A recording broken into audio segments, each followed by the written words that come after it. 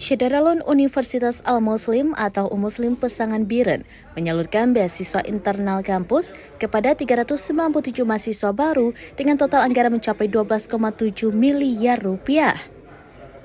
Penyerahan surat keputusan dilaksanakan pada Rabu, 4 Februari 2026 di ruang rapat kampus.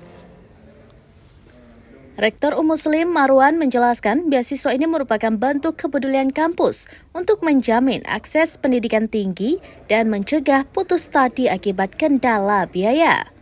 Kebijakan ini diambil setelah lebih dari 400 usulan mahasiswa Muslim untuk program KIP kuliah tidak tertampung akibat keterbatasan anggaran pemerintah pusat. Setiap mahasiswa penerima akan mendapatkan bantuan biaya SPP sebesar 4 juta rupiah per semester yang mencakup biaya kuliah dan pembangunan. Bantuan diberikan secara konsisten selama 8 semester atau hingga masa studi normal berakhir. Penyerahan SK secara simbolis kepada perwakilan mahasiswa dari setiap fakultas dilakukan oleh Ketua Pembina Yayasan Rusyidi Mukhtar didampingi Rektor Marwan, Wakil Rektor, para dekan dan pejabat kampus lainnya.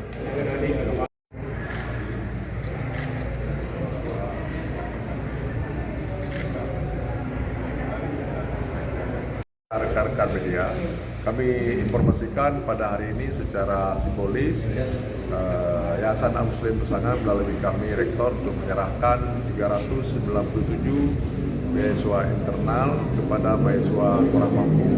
Semestinya mereka mendapatkan KIP, tapi keterbatasan anggaran pemerintah, maka kami akan memberikan istilahnya KIP internal sebanyak 397 orang dengan total anggaran per semester Rp1.588.000 dan 8 semester setara dengan 12,7 miliar. Semoga anak-anak yang kurang mampu ini dapat belajar dengan baik sehingga dia bisa menempuh pendidikan tinggi seperti saudara-saudara yang lain.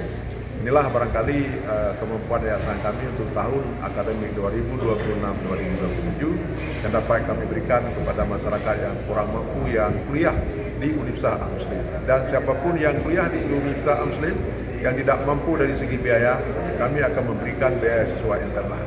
Silakan mendaftar anak-anak yang kurang mampu ke Universitas Al-Muslim. Dari Biren, Yusmandin Idris, rambinews.com.